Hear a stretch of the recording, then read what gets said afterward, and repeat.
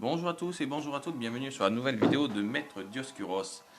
Alors aujourd'hui c'est très simple, si vous vous retrouvez sur cette vidéo, c'est que vous avez décidé d'apprendre ou de réapprendre la stratégie Pokémon. Vous vous demandez sûrement alors concrètement à quoi consiste la stratégie Pokémon. Eh bien c'est simple, moi je le décrirai simplement à simplement l'art de choisir habilement les Pokémon de votre équipe, ainsi que leur attaque, leurs objets et leurs talents afin de coordonner leurs actions en combat pour prendre l'avantage sur vos adversaires. Bon, bien sûr, on me dira toujours que c'est plus facile à dire qu'à faire, car malgré ses apparences de jeu enfantin, l'univers de Pokémon est un jeu très adulte et extrêmement complexe et varié, si bien qu'il est très compliqué de réussir à créer de ses propres stratégies sans avoir acquis au préalable certaines bases. Le but des vidéos qui vont suivre sera de réapprendre ou d'apprendre les fondamentaux de Pokémon et de donner aux vidéos, et surtout à vous qui les regardez, les outils nécessaires pour penser votre propre stratégie. Mais gardez tout de même à l'esprit que pour ce genre de jeu, il n'y a pas de meilleure école pour progresser que de combattre. C'est vraiment en faisant de multiples combats que vous apprendrez le plus important. Alors, je dirais, qu'est-ce qu'il faut savoir avant de commencer?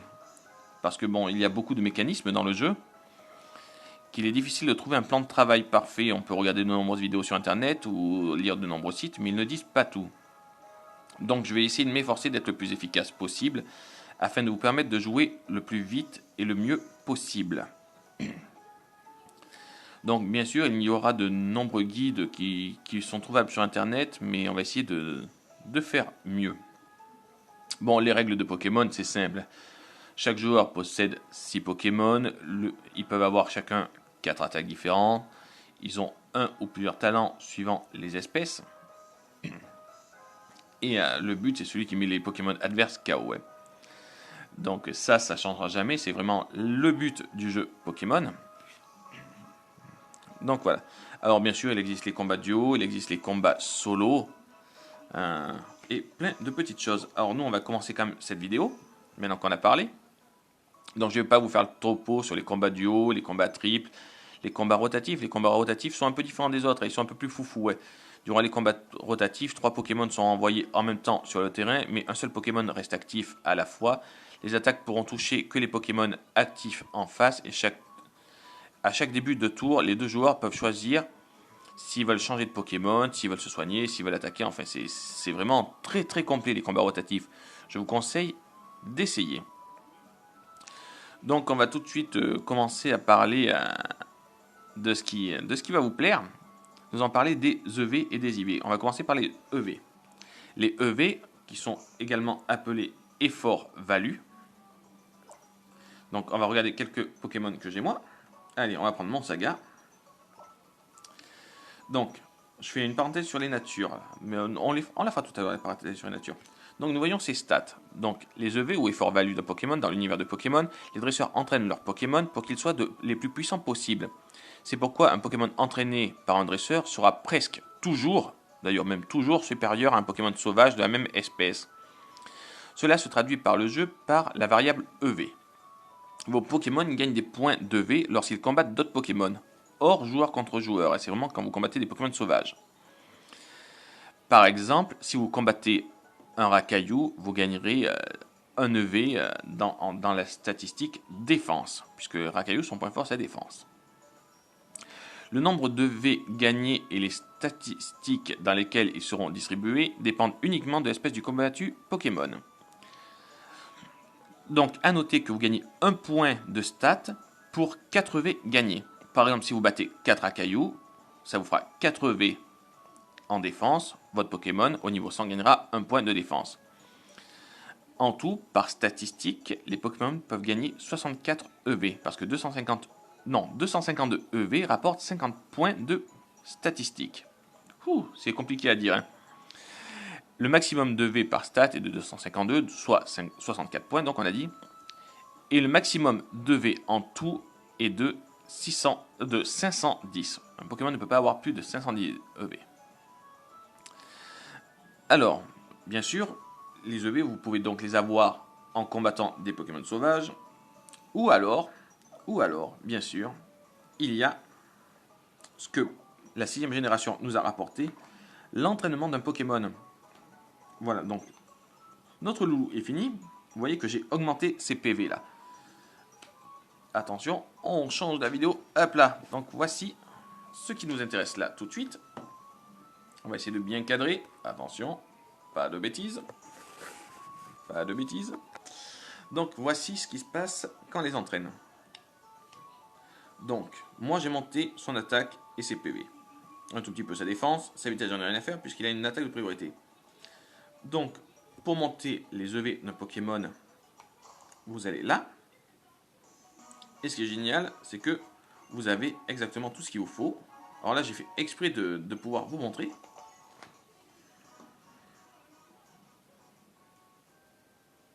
Vous avez le petit jeu des ballons que vous devez connaître.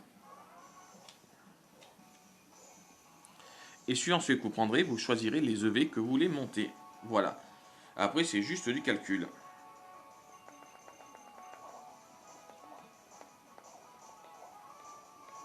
Ça, je l'ai fait un nombre incalculable de fois pour mes Pokémon. Bon, en plus sur X et Y. Parce que la plupart de mes strats que j'ai là, je les ai depuis X et Y. Hop là. Donc, nous avons compris le principe des EV. Donc, qu'est-ce que je pourrais rajouter là-dessus? Par exemple, si vous avez un Karchakroc, vous allez faire en sorte de le prendre de nature rigide ou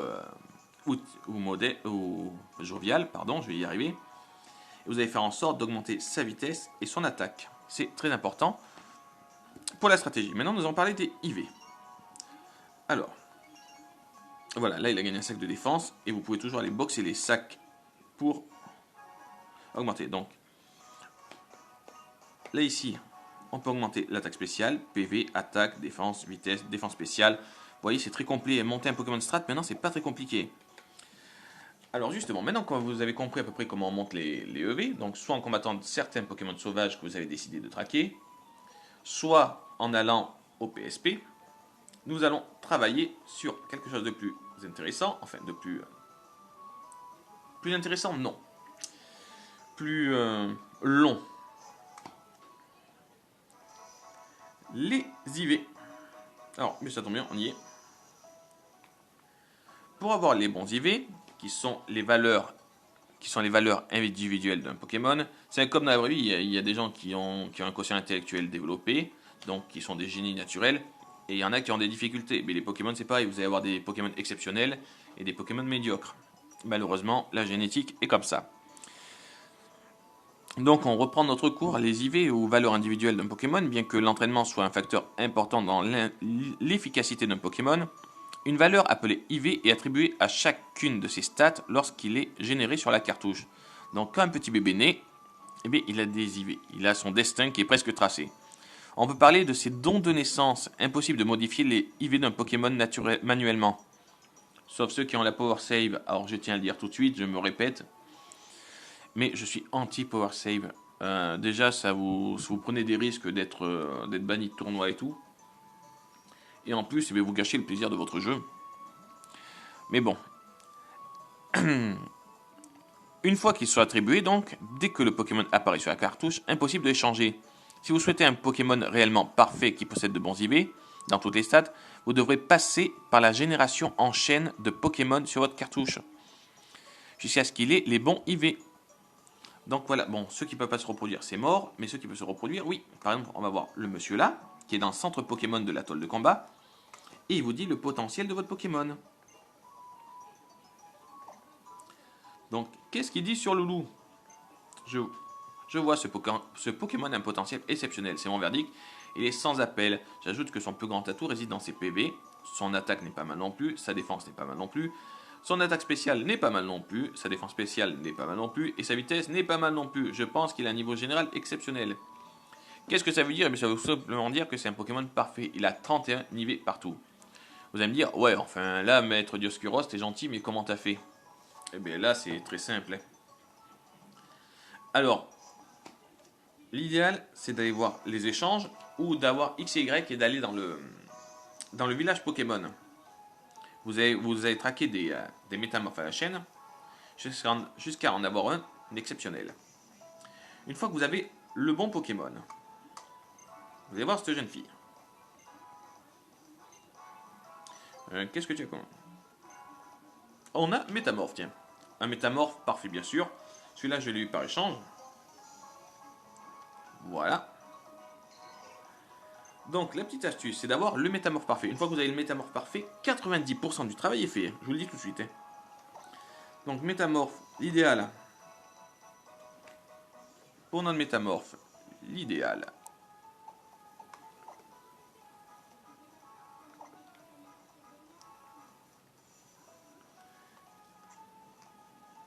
Alors, je vais y arriver.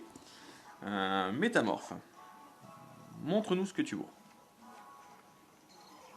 Alors nous voyons, métamorphe a le nœud destin. Pourquoi le nœud destin? C'est qu'il transmet une certaine quantité de V à son futur bébé. Donc ça veut dire que si vous avez un métamorphe parfait, vous le mettez à la pension, vous lui mettez le nœud destin. Si vous avez trouvé un bon parent sauvage, vous avez quand même 90-95% de chance d'avoir un bébé parfait. Les natures, vous pouvez même choisir les natures du Pokémon qui va naître. Donc voilà. Déjà, règle 1 pour la production, métamorphe, parfait, nœud destin. Ça se trouve sur internet ou en faisant de la chasse. Donc, un IV ajoute un point au niveau 100 sur la stat dans laquelle il est attribué. Le maximum d'IV par stat est de 31, soit 31 points. Le maximum d'IV par Pokémon est donc de 186. Donc ça fait pas rien, 186 points en plus pour un Pokémon. Donc, à l'atoll de combat, vous avez le juge qui vous dit si votre Pokémon est parfait, ça on l'a vu. Qu'est-ce qu'on peut vous dire aussi? Bon, il y a aussi les natures qui influent sur les statistiques. Ça, on va en parler vite fait. Donc, il y a les natures indéfinies, comme Bizarre, qui ne montent rien ou qui ne défendent rien. Et puis, il y a celles qui augmentent certaines statistiques de 10%, mais qui en diminuent une autre de 10%. À noter surtout qu'aucune nature n'influence les stats en HP. En PV quoi. Par exemple, la nature rigide augmente la stat d'attaque et baisse celle d'attaque spéciale. Un Pokémon rigide, qui de base aurait 100 d'attaque et 100 d'attaque spéciale, aurait finalement 110% d'attaque et 90 d'attaque spéciale. En stratégie Pokémon, il est important et même intéressant d'augmenter une statistique au dépit d'une autre. Par exemple, vous avez Milobellus. Il est quand même très intéressant que Milobellus soit bon en attaque spéciale et pas très bon en attaque physique. Enfin, moi, je le vois comme ça. Après, bien sûr, vous pouvez surprendre vos adversaires, mais ça, on en parlera plus tard. Donc, ça, c'est nature. Vous pouvez le voir en voyant sur le Pokémon. Par exemple, on va aller voir... mais tiens, mais ça tombe bien. Métamorphe, tant que t'es là. Alors, Métamorphe, il est faible en attaque spéciale et très bon en vitesse. Donc, sa nature est joviale. Voilà. Tout simplement. Donc, par reproduction, le bébé d'un Pokémon tenant une pierre stase aura à coup sûr la même nature. Par exemple, on va dire que j'ai Goupelin de nature timide. Et je veux un Goupelin parfait. Mais je veux que mon bébé Goupelin ait la nature timide. Je prends Goupelin, je lui donne la pierre stase. Je prends Métamorphe, je lui mets le nœud destin, je les mets tous les deux à la pension. Je fais 2-3 œufs. Sur les 2-3 œufs, je suis sûr et certain qu'il y en aura un qui sera parfait. Voilà. Donc j'espère que déjà cette partie reproduction vous a intéressé. Bon, après, qu'est-ce que je veux dire? Même en suivant studio et en faisant des bonnes équipes, vous aurez des défaites. Maintenant, on va s'intéresser. Bon, maintenant, vous savez faire vos Pokémon. Donc, vous pouvez faire n'importe lesquels. Pierre stase, nœud destin, pension, et vous aurez vos Pokémon parfaits. Maintenant, construire une équipe, on commence par où? Maintenant qu'on connaît la reproduction, les IV et les EV.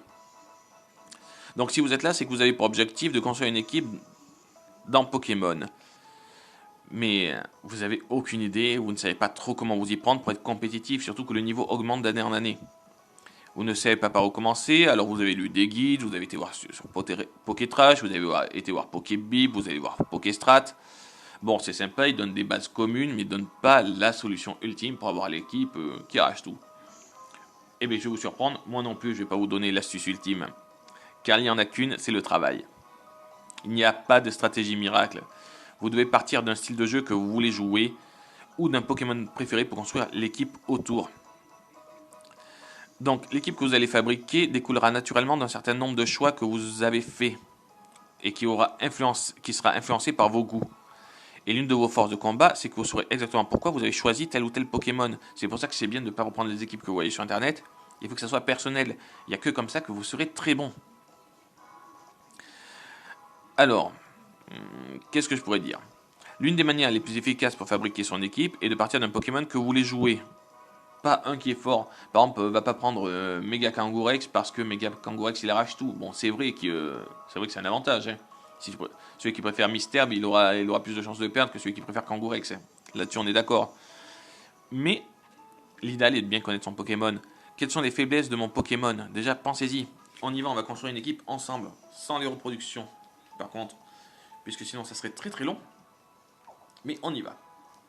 Alors, on y va. On allume ce PC.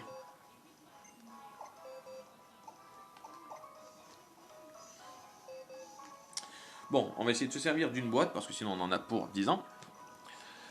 Donc, on y va.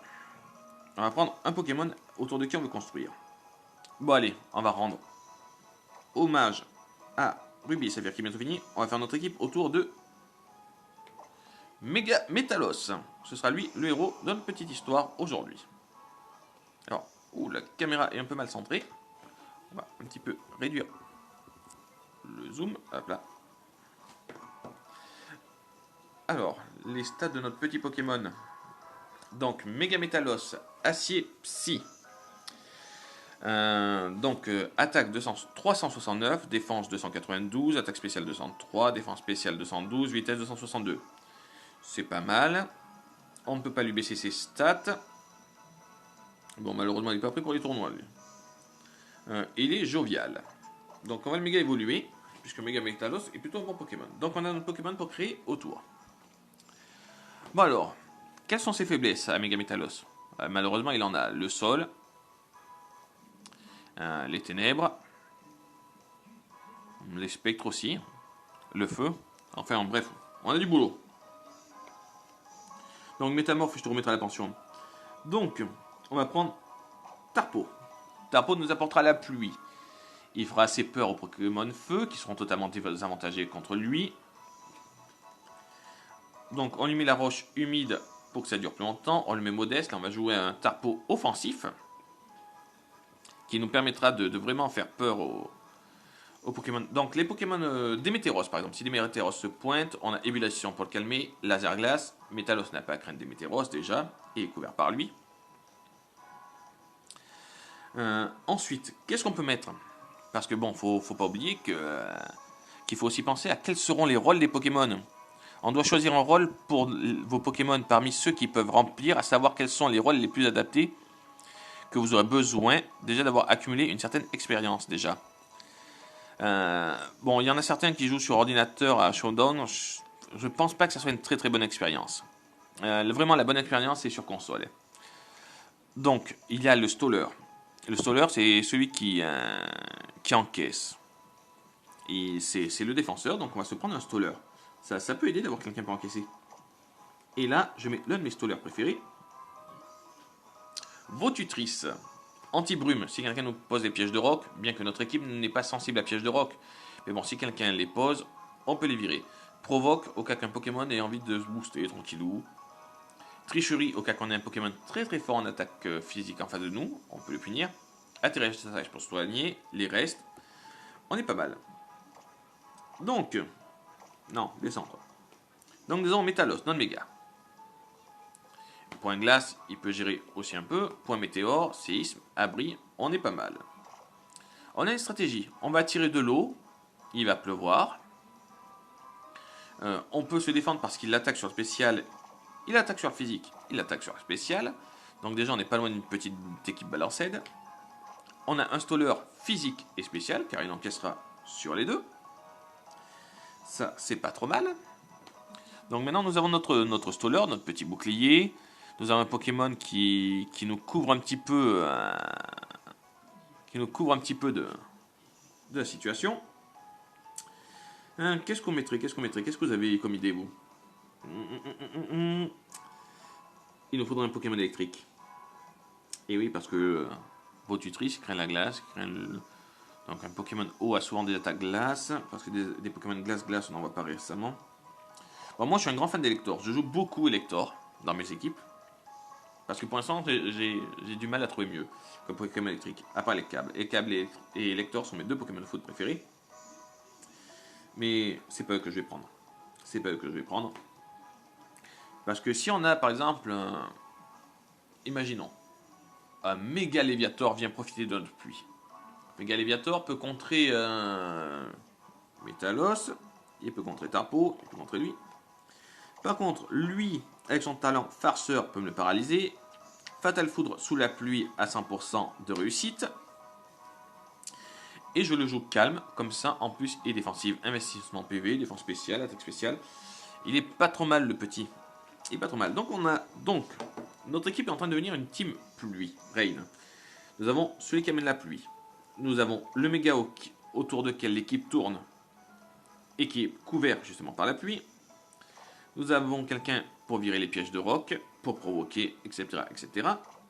Nous avons quelqu'un pour infliger des problèmes de statut et pour punir les Pokémon eau encombrants.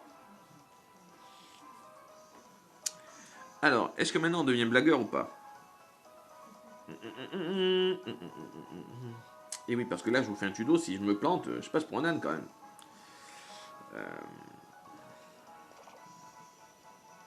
Le problème, c'est que là, j'ai du physique. Ouais. Ouais, on va prendre un Pokémon feu physique. Ouais, mais sous la pluie, toi, tu vas prendre cher. Mon fiston. Et soyons fous. Ok, la situation aille mal, qu'il y ait des acides qui arrivent. Nous allons prendre un Tyrannosif modeste. Le sable va enlever la pluie, en imaginant que la situation tourne mal. Et il contrôle les éléments, ce qui est plutôt pas mal. Donc nous avons un attaquant spécial qui va surprendre parce que tout le monde va l'imaginer physique. Et on terminera, au cas qu'on ramène la pluie ou qu'il y a tempête de sable, par un Pokémon qui ne crée rien, c'est-à-dire Cisaiox, que j'aime bien aussi. Donc voilà, là nous avons terminé l'exemple d'une équipe bâtie. Je rappelle, donc ça c'est plutôt une équipe balancée. Nous avons physique, et entre guillemets, donc nous avons 2 physiques, 3 spéciaux, un Stoller. Nous avons quand même 3 Pokémon qui encaissent, 3 Pokémon qui attaquent bien, même 4. L'équipe est très équilibrée. Elle est plutôt équilibrée. Parce qu'après, il faut savoir. Donc, il y a plusieurs types d'équipes aussi.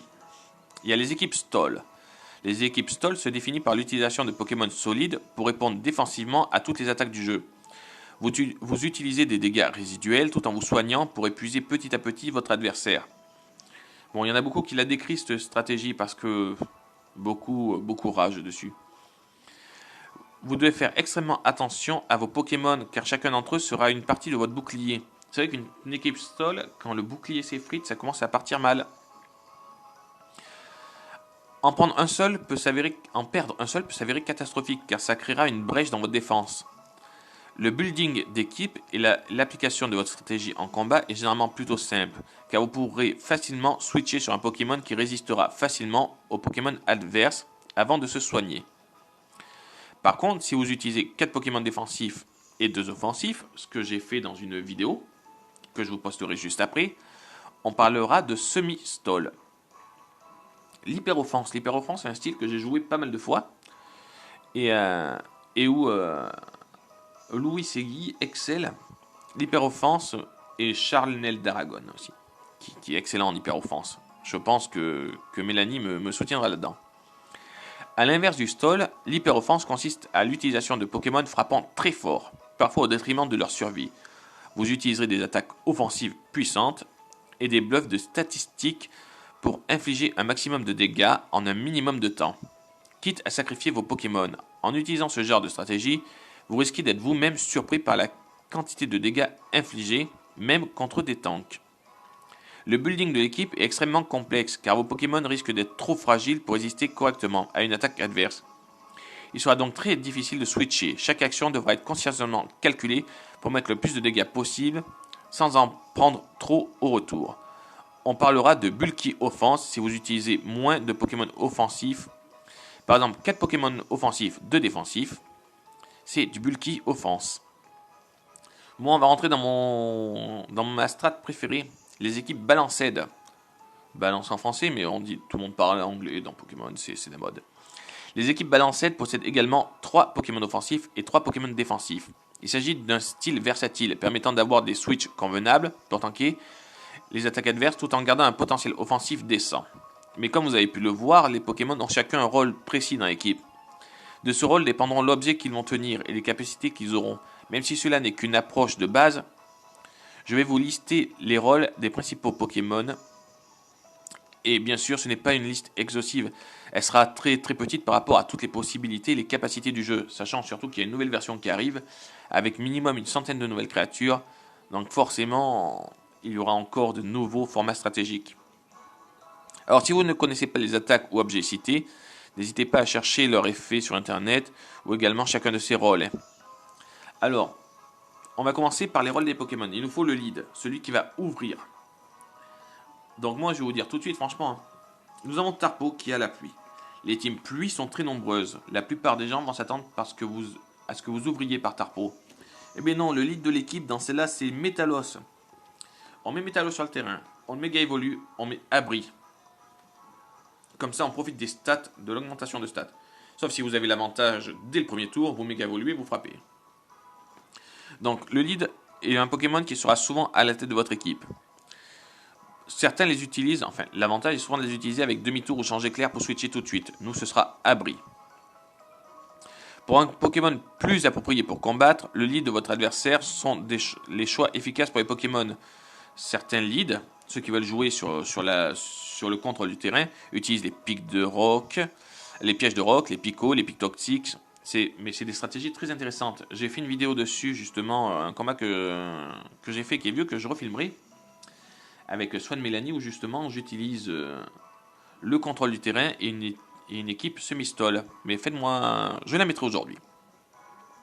En réponse, l'attaque provoque est également très intéressante car elle permettra d'éviter à l'adversaire de porter des entrées hasard ou de se booster. Par exemple, c'est vrai qu'on pourrait, si vous voyez une équipe par exemple avec Dracolos ou Mega Galam ou même Mega Léviator, vous savez qu'il y a des chances pour qu'il se booste. Donc c'est bien aussi d'envoyer vos tutrices et de faire provoque. Il ne pourra pas se booster. Et ça handicap dès le début de la partie, c'est assez sympathique. Donc, après, suivant les Pokémon, par exemple, si je mettais vos tutrices, bien sûr que vu que c'est un staller qui est là pour provoquer et gérer la situation, son objet le plus approprié est les restes. Après, il nous faut un Pokémon de support. Qu'est-ce que tu fais là, fiston? C'est pas toi que je voulais mettre. C'est lui. Et oui, on construit notre équipe. Mais il nous faut bien quelqu'un pour frapper fort aussi. Regardez. Lui, sous la pluie, glissade, il double sa vitesse. Avec les stats qu'il a, vitesse doublée, orbe vie, il fera un vrai carnage. Donc voilà. Là, on a une belle petite équipe quand même. Regardez-moi ça. Est-ce qu'elle n'a pas de quoi faire mal, cette équipe? Méga Métalos. Tarpo qui nous attire la pluie. Hipporoi avec glissade et orbe-vie. Un Fulguris défensif, esprit pour embêter tout le monde. Un Tyrannosif spécial que personne ne s'y attendra.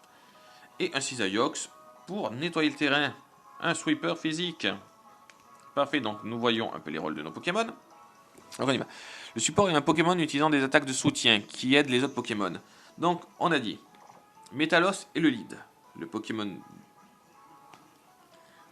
de support. Et non, mais je suis bête, qu'est-ce que j'ai fait?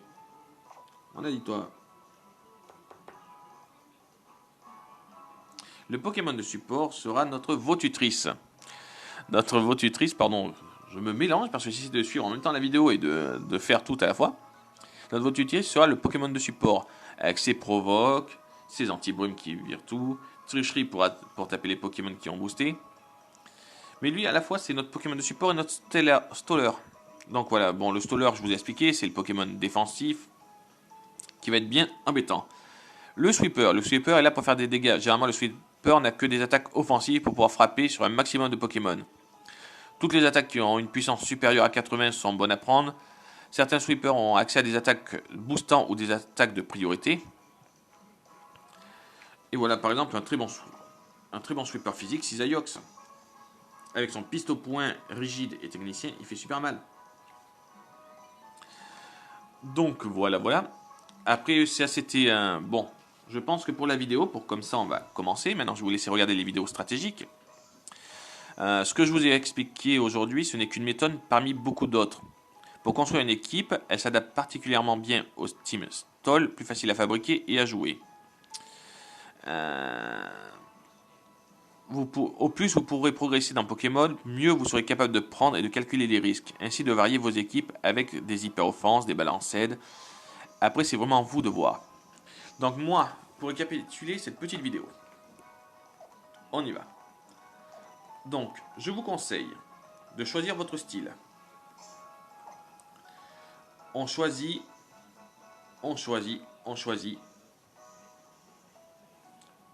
Alors, je me reprends, parce que je bégaye. Ma vidéo va pas être belle, mais tant pis, je la referai pas. Non. Donc, on suit la reproduction. EV, IV. Ça, vous avez compris. Pour avoir des Pokémon parfaits. Nœud destin sur un métamorphe parfait. Pierre stase sur le Pokémon à qui vous voulez donner la nature. Par exemple, si vous avez un Gouplin timide, vous lui donnez une pierre stase. Les bébés que vous aurez seront des Fennecs parfaits avec la nature timide. Une fois que vous avez reproduit vos 6 Pokémon, que vous les avez choisis, vous devez prendre un bon lead, un Pokémon à côté de qui vous ferez tourner l'équipe. Là, en l'occurrence, dans la note, ce sera notre ami Mega Metalos. Mega Metalos craint le feu, il craint pas mal de choses, il est sensible quand même s'il est beau. Il est couvert par notre Pokémon Tarpo, qui amènera la pluie. Grâce à ça, on est tranquille. Il amène la pluie, il a laser glace pour gérer les Pokémon sol, Démétéros lui fait pas plus peur que ça, il est offensif, il a la roche humide pour faire durer la pluie, c'est pas mal.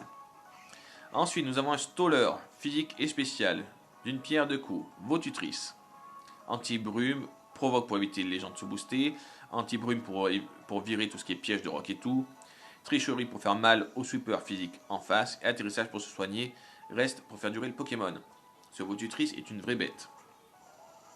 Fulguris, un Fulguris calme avec une investition en PV, en attaque spéciale et en défense spéciale. Du coup, il tient pas mal de choses. Il est de nature farceur, donc il pourra paralyser les adversaires. C'est également un Pokémon de support. Avec Cage éclair, Fatal Foot, Vibre Obscur. C'est un petit mix, il fait mal et frappe fort. Fatal Foot profitera de 100% de précision sous la pluie, ce n'est pas rien.